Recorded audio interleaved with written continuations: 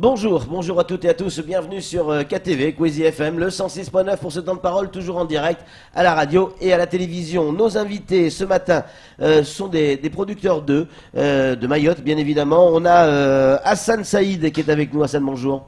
Bonjour. Et on a également Ramadani Hamdi qui est avec nous. Ramadani, bonjour. Bonjour. Merci à tous les deux d'être avec nous. Vous êtes producteurs d'œufs depuis pas mal d'années, notamment pour Hassan, on se connaît, ça fait des années, et vous êtes tous les deux adhérents à la Comavi. Alors vous allez nous expliquer dans quelques instants quel est le problème. Oui, il faut éteindre le téléphone.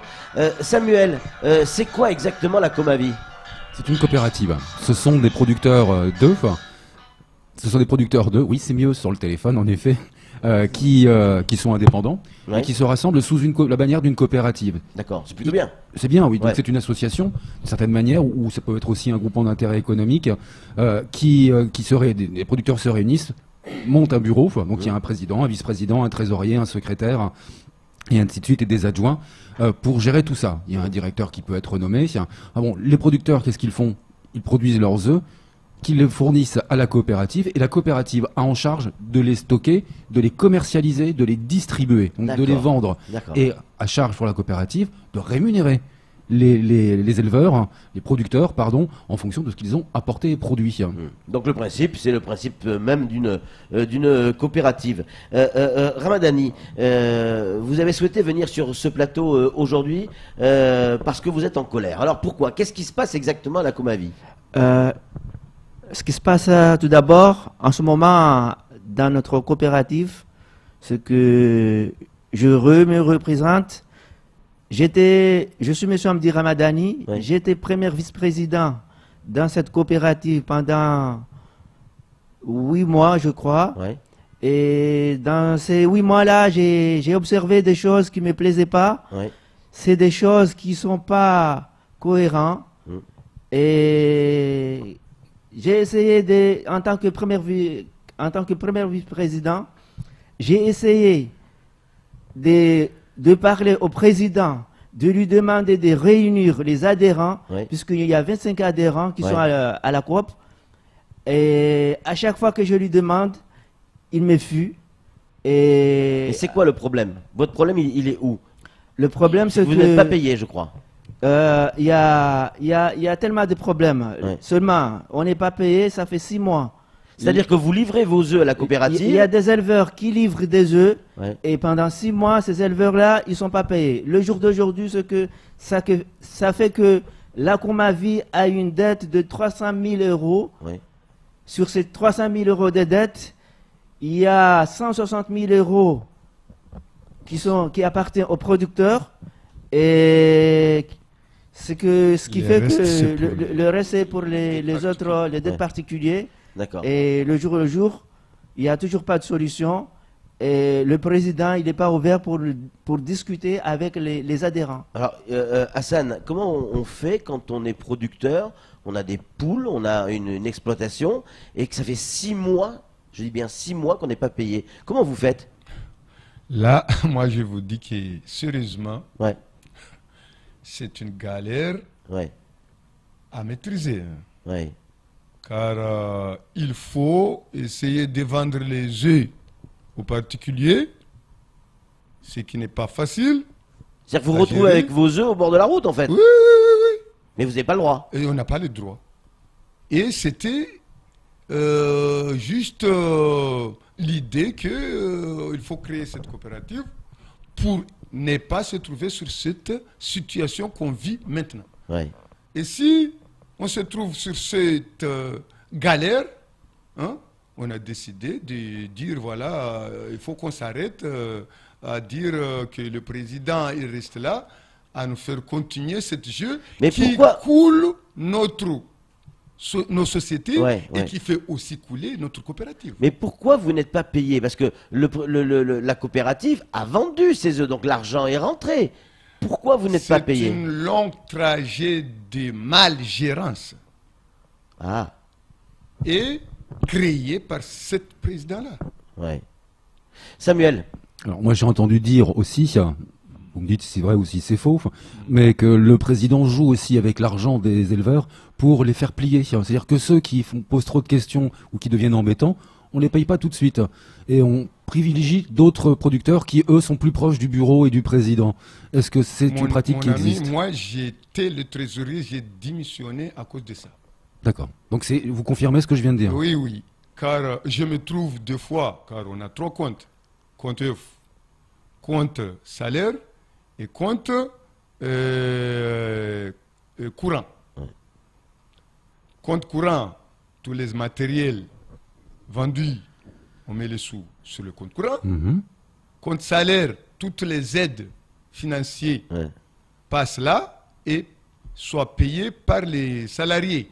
Les salariés qui sont financés par l'administration. Car il y a aussi des salariés qui sont payés par nos propres coopératives. Ça ne concerne pas sur nos conventions, ça. Hein? Et puis, la moitié des sous aussi pour les salariés payés sur des conventions administratives, c'est aussi payé par nous sur notre coopérative. Bien sûr. Et là, ça nous causait des problèmes pendant 3 années, car le président qui est là, il a mal géré sa façon de gérer sa politique, sa façon de gérer techniquement, financièrement, et il n'écoute personne. Et le moment qu'on lui dit et qu'on lui pose des questions, il ne dit pas la vérité, il nous ment. En fait de compte, on a trouvé qu'on est sur le chaos et on ne peut pas laisser tomber. Donc qu'est-ce qui va se passer là, Ramadani? Qu'est-ce qui va se passer maintenant? Vous ne pouvez plus vendre vos œufs à la coopérative. Elle était fermée hier. Est-ce que déjà vous allez continuer à la fermer? Est-ce que ça va avoir une incidence sur le fait de pouvoir trouver des œufs dans le commerce? Ramadani? Moi, ce que j'aimerais bien vous dire que déjà nous les producteurs, on a de soucis. On ne s'entend pas avec le président qui est là. Et aujourd'hui, on a fermé la Comavi tout en réfléchissant aussi qu'il y a des œufs qui devraient être conditionnés et distribués dans les grandes surfaces. Et jusqu'à ce jour, on attend toujours la réponse du président qui vient vers nous pour qu'on puisse discuter, parce qu'on est ouvert, on aimerait bien qu'il soit aussi ouvert, qu'il vienne se mettre sur table et discuter pour avoir des solutions. Parce que derrière nous, il est en train de dire à ses collègues adhérents qui s'entendent avec eux, comme quoi il n'y a pas de problème et on aura des aides. Et moi, à mon avis, c'est faux. C'est faux parce que tout simplement, quand je vous dis sur 2-3 mots sur son bilan, il est élu pour 3 ans. Sur ces 3 ans-là, il y a eu 11 démissions, dont 5 directeurs sont démissionnés parce que ces directeurs ne suivaient pas ce qu'ils voulaient faire. C'est qui ce président? Monsieur Alain Baudy. D'accord. Qui est connu, hein, Monsieur Alain Baudy, il est bien connu dans tous les administrés, comme vous le savez, puisqu'il ne s'entend pas avec les administrés. Moi, je lui dis haut et fort, parce que c'est à cause de lui qu'on est là et qu'on n'arrive pas à avancer. Et je ne sais pas s'il réfléchit que la coopérative Comavi, c'est la seule structure agricole qui est à Mayotte en ce moment. Et lui, il est en train de... Il a déjà coulé une structure agricole. L'ADVA. Aujourd'hui, il veut faire la même chose avec la Comavi. Malheureusement, qu'on est jeune, on veut faire notre vie et on veut savoir ce qui se passe. C'est pourquoi on s'est battu. Mais il n'y a pas d'autres coopératives pour les œufs ici à Mayotte. C'est la seule. Il n'y en a pas. Ça veut dire que si celles-là, elles font les plombs, si elle meurt, cette coopérative, qu'est-ce que vous allez faire? Je ne sais pas s'il meurt. Pour moi, c'est déjà foutu parce que avec 300 000 euros de dettes, je ne sais pas comment on peut les avoir. Et ça, 60 000 euros pour les producteurs, la seule solution, c'est que parce qu'on ne peut pas dire que c'est ces directeurs ou c'est ces employés qui ont mal géré. Moi, je ne suis pas d'accord là-dessus. On ne peut pas acheter une voiture à la SMCI une fois aller à... Bien dans le micro. Une fois aller à l'autre, à côté, on dit que c'est toujours les voitures qui ont des problèmes. Ouais. Moi, je suis pas d'accord là-dessus. C'est la personne lui-même qui a des problèmes. Hassan, si j'ai bien compris, il n'existe qu'une coopérative. Selon Ramadani, elle est en train de fondre les plombs. Vous n'avez pas le droit de vendre les œufs au bord des routes. Et vous avez toujours des poules. Comment vous allez faire avec vos œufs? Parce que là, les poules, elles continuent à pondre. Moi, je pense qu'il faut que nous tous qui connaissent la situation compliquée causée par notre président se mettent d'accord à se réunir, à se mettre la main ensemble, à dire voilà, on n'est pas d'accord, il faut qu'on change et qu'il y a quelqu'un d'autre qui prend cette direction. Car moi, je sais que cette malgérance mal menée politiquement et pas de confiance administrativement, car on se connaît, on a parcouru pas mal des réunions en se posant des questions entre nous et aussi avec l'administration. L'explication, c'est le même. Celui-là, pas de confiance et on n'aura jamais des aides sur là où il n'y a pas de confiance. Ok, qu'est-ce qui va se passer? Est-ce que aujourd'hui, si la coopérative fond les plombs, ce qui semble être le cas si l'on en croit Ramadani, est-ce que les grandes surfaces, la distribution va pouvoir se faire? Est-ce que les grandes surfaces vont pouvoir être alimentées? En clair, est-ce qu'on risque pas d'avoir une pénurie d'œufs à Mayotte si la coopérative fond les plombs? La question est simple. Ça c'est une bonne question, car nous, on se pose cette question depuis. Car on sait que si la coopérative coule, nous aussi on va couler. Et si on coule, eux, ils vont se trouver en commandant leurs œufs ailleurs. Et pourtant, nous... Il n'y a pas d'autres coopératives à Mayotte. Il y a d'autres producteurs. Les coopératives, vous savez, on a créé cette coopérative, excusez-moi, on a créé cette coopérative, ça ne fait pas une seule journée qu'on peut faire un projet, aller faire vivre. Ça fait des années, 5 ans au minimum pour faire un projet. Moi, j'ai déjà fait des projets, je connais comment ces projets-là, il faut les monter, à chercher, à les créer financièrement, techniquement et juridiquement. Donc alors, si ça coule, on peut aussi se trouver en galère pendant des années ou se trouver même à mort. Samuel, il n'y a pas que le principe de la coopérative pour retrouver des œufs dans la grande distribution. Il y a d'autres producteurs également. Il y a peu de chances qu'on se retrouve en pénurie. Si, il y a de fortes chances, puisque la coopérative est un des gros fournisseurs de l'île. Il y en a d'autres qui sont organisés de manière différente. Mais voilà, ce sera une catastrophe. On a déjà connu des périodes de pénurie avec la coopérative à Mayotte, par exemple pendant le mois de Ramadan, ou pour les grands mariages. Oui, c'est très compliqué. Donc qu'est-ce que l'on fait? On importe, et c'est une aberration, des œufs de la Réunion. Il va falloir que ça s'arrête. Une coopérative, je vous explique. Une coopérative, c'est quoi? C'est une sorte de société administrative. Ça veut dire cette société-là est gérée par nous, les adhérents, gérée aussi par l'administration, car il est financé par l'administration, et gérée aussi par des stricts règlements. Les règlements intérieurs.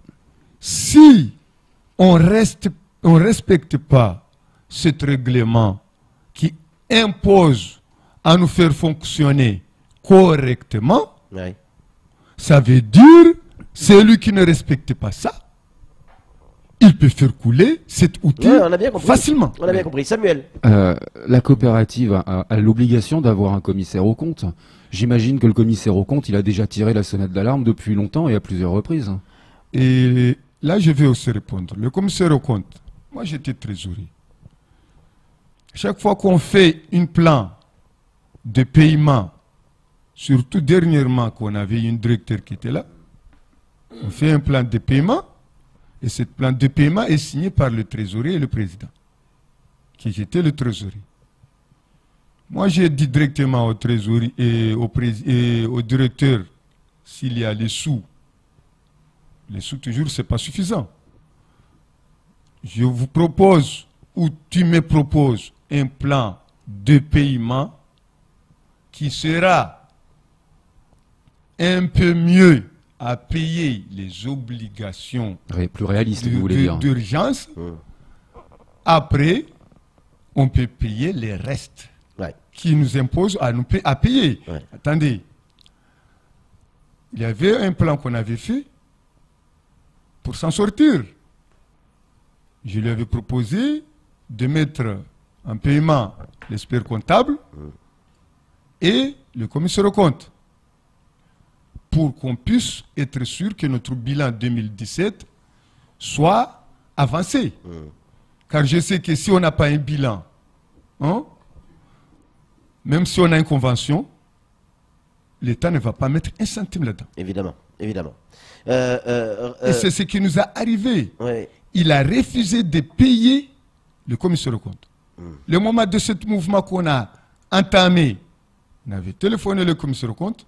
Le commissaire aux comptes, il nous a dit, il n'est pas payé, il ne peut pas avancer notre dossier pour qu'on puisse présenter notre bilan. On a bien compris. Ramadani, juste pour conclure, parce que c'est déjà 7h25, quel message vous avez envie de faire passer et à qui? Qu'est-ce que vous avez envie de dire au président ou aux autorités qui écoutent ce matin? Une phrase simple, qu'est-ce que vous avez envie de leur dire? Moi, ce que j'aimerais bien dire seulement au président, qu'il arrête avec son comportement dictatorial, qu'on ne peut plus le digérer. Moi, je lui dirais haut et fort. Et laisser la place à ceux qui peuvent. Laisser la place à ceux qui peuvent travailler tranquillement. Laisser les employés travailler tranquillement. Et si besoin, et je lui dis haut et fort qu'il démissionne parce qu'on n'a plus besoin d'élus. Et on veut avancer. Car pendant tous ces temps, il n'y a aucune convention. C'est les conventions qui payent les employés, ce n'est pas les sous des... Enfin, si vous lui demandez de démissionner, il n'y a plus de discussion. Voilà. Oui, donc ça ne sert à rien de lui demander de venir discuter autour de la table, si vous lui demandez de démissionner. Oui, mais jusqu'à maintenant, elle ne veut pas le faire. Ouais. Samuel, pour conclure. Ouais, moi, je suis inquiet parce que l'ADVA et Ambodi Ali, c'est une longue histoire et j'ai l'impression de vivre la même histoire avec la Comavi. C'est-à-dire qu'un long bateau un long périple avec un bateau qui coule, inexorablement, des directeurs qui s'enchaînent, qui se multiplient, du matériel qui disparaît, des factures qui ne sont pas payées, des conseils d'administration qui sont manignés, et j'ai l'impression de revivre la même chose. On va rappeler qu'Ambodi Ali avait été condamné pour l'ADVA. Par la justice? Par la justice, oui, puis assez lourdement d'ailleurs. J'ai pas bien entendu, c'est quoi? J'ai pas bien entendu. Pardon? Non, ce que vous avez dit, j'ai pas bien entendu. Je rappelle qu'il a bien été condamné pour l'ADVA, pour les affaires de l'ADVA, et lourdement condamné. Et aujourd'hui, il est à la tête d'une association qui est primordiale pour Mayotte. Moi, pour conclure, hein, c'est fini après, hein, on finit. Une dernière phrase. Moi, je pense qu'il doit accepter gentiment les propos des éleveurs pour que les éleveurs s'en sortent avec leur coopérative, car cette coopérative ne m'appartient pas, m'appartient à tout le monde. Je suis comme adhérent de cette coopérative. Et qu'ils comprennent aussi que nous, on a beaucoup de sous dans cette coopérative que lui, car on a plus financé cette coopérative que lui, on a plus bossé sur cette coopérative que lui. Comme moi, j'ai 47 000 euros à être payé sur mes œufs. Il y a ceux qui a 10 000, il y a ceux qui a 22 000, et il y a ceux qui a 70, c'est pas. Mais comment vous faites pour payer la nourriture pour les poules si vous n'avez pas d'argent qui rentre? C'est ce que je vous avais dit, on galère et puis on est obligé de les vendre à droite et à gauche et puis se démerder et puis nos poules n'ont pas assez à manger et puis on ne peut pas avoir des œufs comme il faut.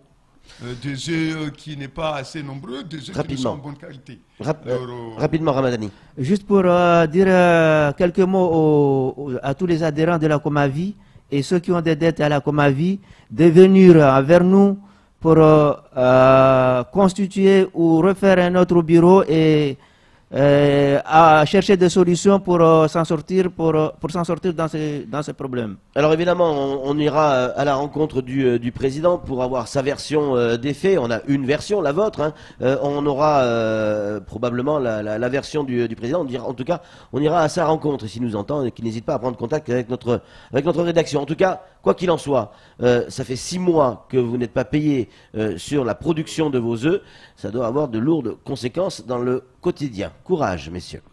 C'est tout pour ce temps de parole. Tout de suite, la suite de nos programmes.